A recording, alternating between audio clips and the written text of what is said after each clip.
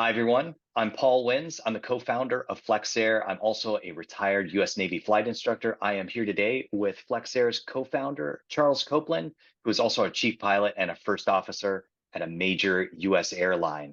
And today's webinar that we're hosting together is a special edition of Aviation by the Numbers, presented by FlexAir. We're going to cover all of the timelines and costs and investments that you need to consider as you work through your plan for an aviation career. And the first question that we get quite a bit in these webinars is aviation a rewarding career? Well, we're going to answer that by talking about the financial rewards, but this field is about way more than just that. I think a great way to cover that is just in a conversation here. So Charlie, you've flown four different types of jets as everything from a production test pilot to being a first officer and a captain. What do you love about this field? What do you love about your job? And everybody always asks that, and they kind of expect me to talk about, the cool, sexy jets or, the cool places we go to. And don't get me wrong, there's stuff to be said about that. But honestly, aviation's all about, connecting the world. And this isn't just a phrase. It's about the people. And so the coolest thing about this, especially, with my connection still working with FlexAir, is seeing the people that we start in the flight school and then kind of seeing them, quote unquote, make it in aviation. So just actually last week, I had the privilege of handing two conditional job offers at the airline I work at to FlexAir alumni. So we're not a big school. We've only been doing the career program for about 5 years. And for us to have students hitting legacy carriers, in 4 to 5 years is astounding. Speaks to the students that we have and the program, and it's awesome. They were crying, I was crying. It's so cool to see them on the main deck.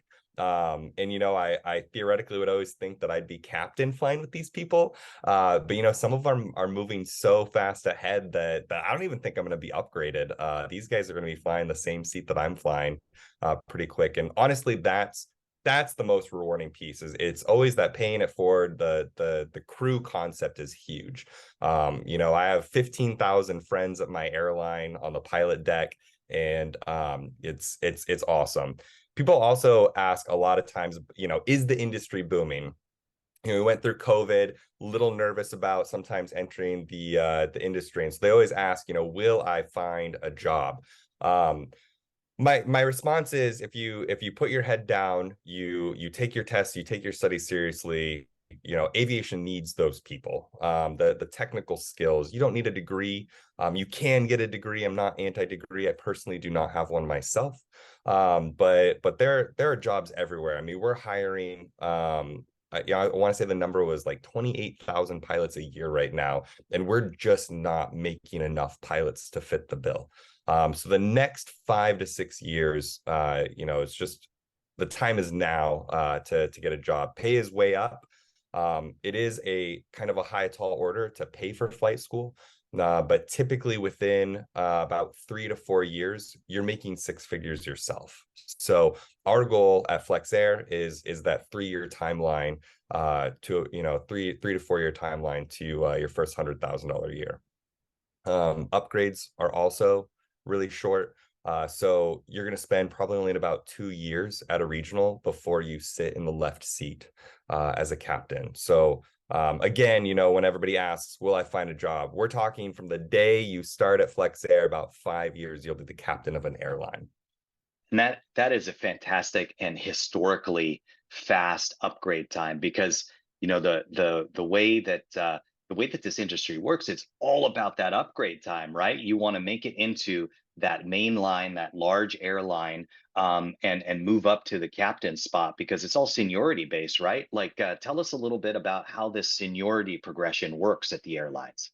Well, to make it fair, and to make it less of a boys club and merit based, everything is based on seniority. So the day that you get hired, you get to hold, let's say that someone gets hired the next day, you are senior to that person. And so seniority is a huge issue, in some cases, but a huge perk in the aviation, because when you can hold something, by your seniority, you get it. And so let's say that that upgrade comes out and they've got one slot and you're the senior person, you get that slot. And so you want to get in sooner than later because seniority is such a huge deal in our industry. And you're right, upgrade is coveted. You start off, if you're on the airline track, at the regional level, and the legacy carriers. So the legacy carriers are like Alaska, Delta, United, American.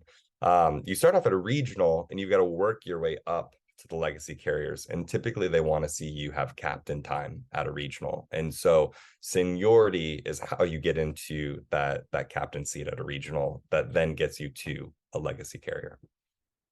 And thanks for explaining that, because I think it underscores something that we talk to prospective students about all the time, and that is this thing we call the pilot pathway, right? It's unlike these other jobs where you just kind of walk in and you get the job and you just kind of hang out in that same job.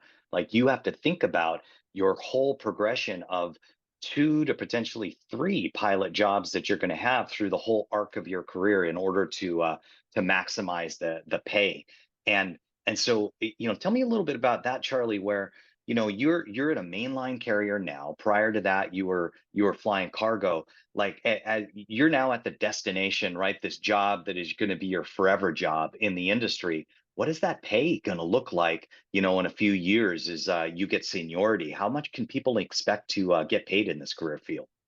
Yeah, and everybody kind of talks about like what the average pilot makes, but the average pilot makes is kind of um not a great service in my opinion, because the potential a pilot can make just depends on what you want to do. So with seniority, maybe for the schedule for more days off a month, you don't upgrade at your legacy carrier. Maybe you stay a first officer, you're a very senior first officer, and you're only working 8 days a month, right?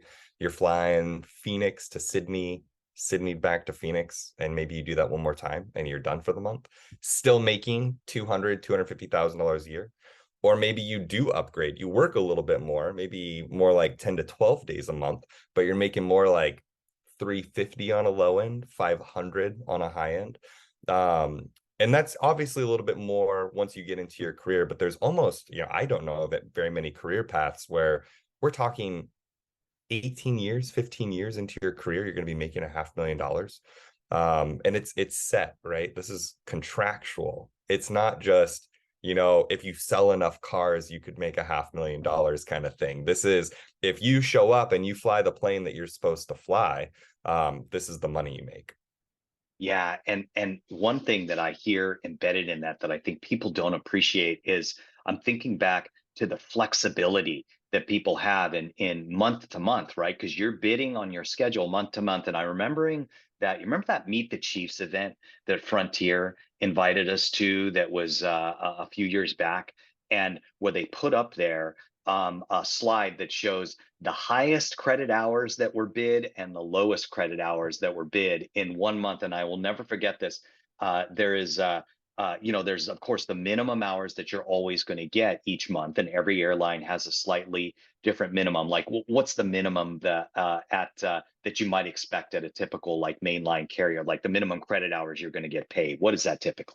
72 is considered usually around min guarantee, and you can usually double that number, and that's how many hours you'll work. So 72 ends up being 144 hours is what you'll typically work.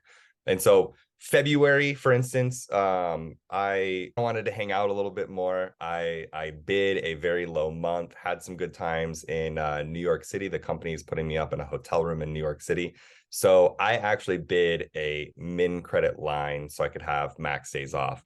And then this month, I needed to go work a little bit more, had some Christmas bills, take out my savings and stuff for my family. And so decided to go work a max credit line. And so I'm still getting, I want to say 15 days off this month. But I'm getting like another, I don't know, $4,000 than last month. And so like you can kind of play with it month to month and determine what you want to do. Yeah, and I'm that ability to play with it month to month. I'm thinking to this slide that Frontier put up where they had somebody who got the minimum amount, and I think they were looking at a monthly total. And so you figure, just by typical hours in a typical work week in a traditional job, if you were going to look for how many hours you've worked in 1 month, you would think maybe around 160 would be the Yeah. maximum, just by a 40-hour work week and four weeks in a typical month. And I remember seeing this number. It was well above 200. I want to say it was just shy of 300 credit hours because somebody had figured out a way with bidding on things that were high in demand. So they got more credit hours and they just wanted to work more. And it was a very busy month during, I think, the height of the vacation season for Frontier. And I'll never forget that slide because here you have one person who just wanted to chill out that month. And then in the same job, you've got another person who wanted to make a lot of money Yeah. that month. And this company supports both of them, and the lifestyle supports both of them. And I don't know. I mean, aside from running Flex Air, when you're off at your major airline, right? There's No no one's homework, right? no one's calling me. I mean, that's probably the coolest thing, especially for those that have worked in a career where people are constantly texting you, emailing you. They truly, when you're off, you're off. They're not going to bother you until 1 hour prior of your next trip. And so, for instance, next week, I've got a few days off. I will go 4, maybe 5 days, basically, of no contact with the company. Going to use my travel benefits maybe to travel somewhere a little bit warmer. I am in New York right now, and the beauty of that. But yeah, they aren't going to call you. There's nothing to keep up with, besides making sure you're in place for your trip when the next trip hits. Yeah, and that flexibility and that lifestyle is something that I think, you can't talk about the money and the other cool stuff about the airlines by also highlighting that as well. And I'm going to segue a little bit here to talk about demographics and the actual people side of why things are looking so great for hiring in the airlines. And so I just a little bit of that from a research project that I'm working on personally, where I'm analyzing the FAA's pilot database every single month to understand why pilot recruiting is so much slower than it needs to be. And one of the things I found is that there's a mandatory retirement age, as everybody knows, and so you can't work beyond a certain age at a major airline. And so you end up in the situation that we're at right now, where the companies haven't hired very much in the past few decades, and so now half of all pilots are going to retire very soon. And this means hundreds of thousands of job openings are going to happen in the next decade, and it's unavoidable. That is just to keep up with demand at the airlines. And so all of the airlines know this. So Charlie, what are you seeing with that competition at the recruiting level? How's that translating into job openings and how student pilots are being treated? Well, naturally, some accountant is seeing this problem happen, right? And I love when this happens at these big Fortune 100 companies, because an accountant says, "Oh my gosh, I need pilots," and rather than building a workforce development program or anything, they just throw money at it, right? And so the cool thing is it allows people like you and I to then go create the develop the workforce, and then get people into a higher salary. Entry level airline pilots making almost 6 figures their first year is just unprecedented. And it's contractual, which means that typically, in lieu of maybe a bankruptcy contract, which is just very rare nowadays, we haven't seen one of those in a decade, it's not going to go down, right? So it typically can only go up. They kind of set the precedent and they move it up. And experienced pilots at bigger airlines, like we mentioned earlier, are pushing a $500,000. And on top of it, lots of days off, great quality of life. We work hard when we're at work. I don't mind. I regularly put on my schedule, work me 12 hours a day. Yesterday, I worked 13 hours, and I don't mind, because then today I woke up at like 9 o'clock in the morning, 10 o'clock in the morning. No one was chasing me, right? And so pretty easy day. And so, you kind of then transition to, all right, all of these big numbers, all of these things, but you're obviously, you're watching a webinar with FlexAir. So why FlexAir? What's the value of FlexAir? And I always go back to the value of quality and speed. We can get you to your first airline job typically in half the time to many schools, many universities, many flight schools, especially those big collegiate programs, typically run very slow. And although I think the quality is really high coming out of those programs, the problem is you've lost seniority. And so the game of the industry is sometimes not always paired up with how you get into it. So remember that the airline pilots face a mandatory retirement age at age 65. So that, if you're younger, means that your career earnings potential could be over $10 million. So bear with me on the math. I grew up in a cornfield in Kansas, but that basically means that every month you delay, it cuts in your lifetime earnings by $30,000, right? Because you have a defined 65. We already know when you have to retire. The question is, when do you enter? And so for FlexAir students, the value is we're saying we'll get you to a regional airline typically in 3 years or less. And so the value of that is we're going to get you more months of earning potential than what a college program or most flight school programs will do. More earning potential. And that number, usually about $30,000. And that's a number that I think people forget about. And the technical term for it is the opportunity cost, right? Yeah. It's Yeah. the money that you give up that you didn't have in your hand today, but you're surrendering that money during the highest earning years of your life if you don't get into an airline as quickly as you possibly can. And that's a big deal. And so, the that means that when you look at a 2 year training process versus a 4 to 5 to 6 year training process, which is what you'll see at a major university. Those are really, they're 4 years to get to the degree, but it could be 5 to 6 years to get you to the airline that you want to go to. And that's 5 or 6 years that you're shaving off of the end of your career. So the opportunity cost of that, instead of measuring it just in the tuition of that college program, it is more than that. It is millions and millions of dollars that you're giving up by not taking an accelerated program like ours. And I think that's something that's worth kind of a deeper look. So let's take a look at this. Flight school is definitely an investment of both time and money. And let's take a deeper look at that here with a little bit of some graphics and a quick walkthrough. So, what is the real cost of flight school? Well, first, it's important to remember that FlexAir is a vocational flight school. That means that we don't send you to big classes to get a college degree that you don't need to get hired as an airline pilot. We call this fastest and most direct route the pilot pathway, and it takes only 24 months to get you to your airline career. First, you'll spend 1 year as a student. Here, you're going to get everything from a private pilot license to an instrument rating to a commercial rating, and then finally, your flight instructor rating. In the second year, you're going to get paid as an instructor. You're going to time build to 1,500 flight hours, which is the minimum that you will need for the vast majority of airline, cargo, or corporate pilot jobs. You're also going to pick up an advanced rating called the Aircraft Multi-Engine Land rating, where you're going to get a qualification to fly aircraft with more than one engine, just like what you'll fly as an airline pilot. Finally, at the beginning of your third year, you're going to fly as an airline pilot until your mandatory retirement age at 65. You're going to have a lifetime earnings potential in this job well north of $10 million. And you need to remember that no college degree is required to get into this career field. Now, our total program can be funded by a pilot pathway loan that costs $0 while you're in school and a couple $100s per month while you're working as a flight instructor.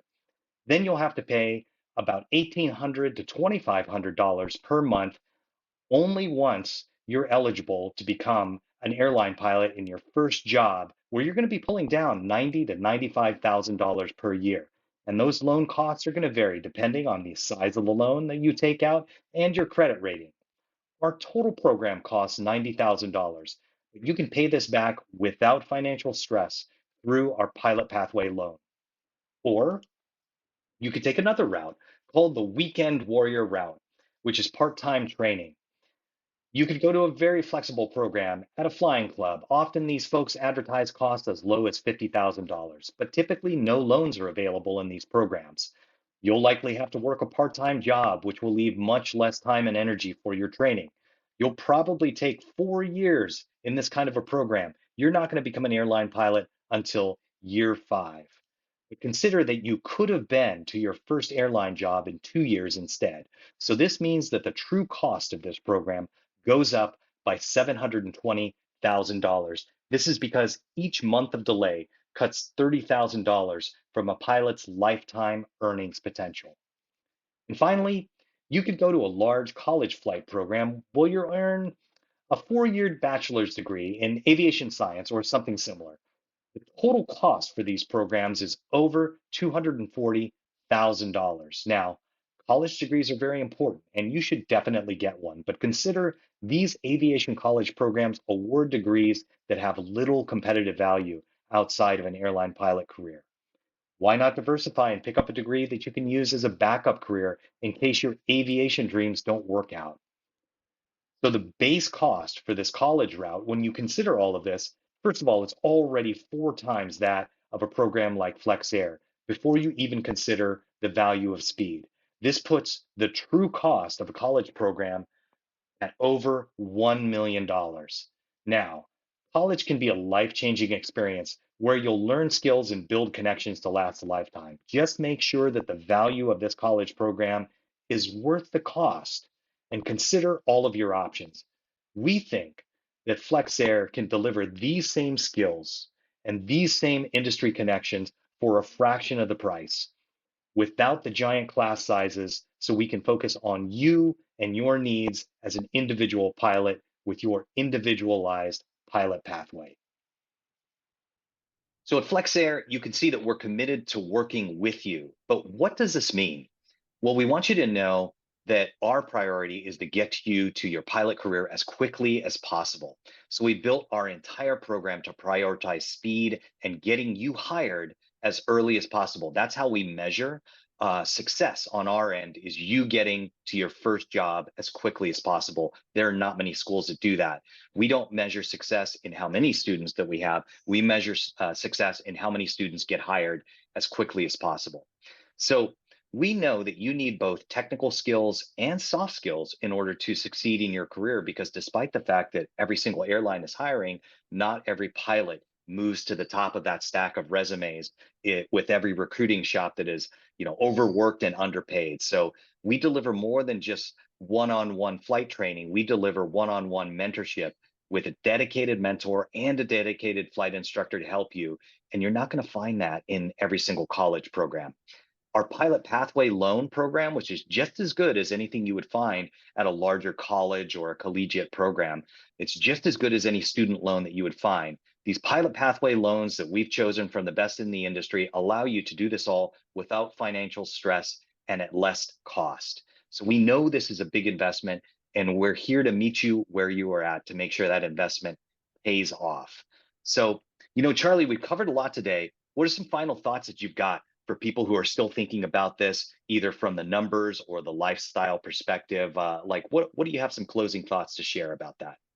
If you know that this is something you're gonna do, go do it. The biggest thing is every delay or the false start of getting in, it definitely is a cost later on. And so that's my biggest prompt to you. And I'll tell you that I'd kind of talked earlier about being at my major airline, being able to hand job offers to a FlexAir alumni. I actually, a story that also went along with it, I was able to hand out 3, and the third person was someone I went to school with. And he's one of the best pilots I knew, was student council president at our university. But the difference was I left the university and went into industry fast, like sooner, didn't graduate. He graduated, and now I'm senior to him. And so take a grain of salt. When you look at some of these collegiate programs or these big programs that move a little bit slower, you're looking for time to completion usually in about a year for your flight training. So, and for me, I don't know about you, I think that's kind of a wrap on aviation by the numbers. I know that starting your career can be very, very overwhelming. and I've given a lot of pressure. We've given you a lot of hints, insights to get you going. I'd love to hear more from you. So if you want to learn more about your career in aviation and what it would mean for you personally, I'd invite you to join us for an upcoming Pilot Pathway webinar. Well, we will workshop your pilot pathway with other future aviators. Awesome. Thanks, Charlie. Yeah, and I can't say enough good stuff about those pilot pathway webinars. I run the ones, as you're aware of, for our Skill Bridge program for our incoming veterans. I've sat in a few that you and the team have run for our commercial and our civilian students. They're just a great place for people to connect. First of all, understand more about the industry, but also to meet your future classmates and your future co-pilots, while you're learning about building your own personal path to your dream career. So I just urge everyone to please check those out. We would love to chat with you. Our whole team would. And, that's it for now. We'll see you on the flight deck.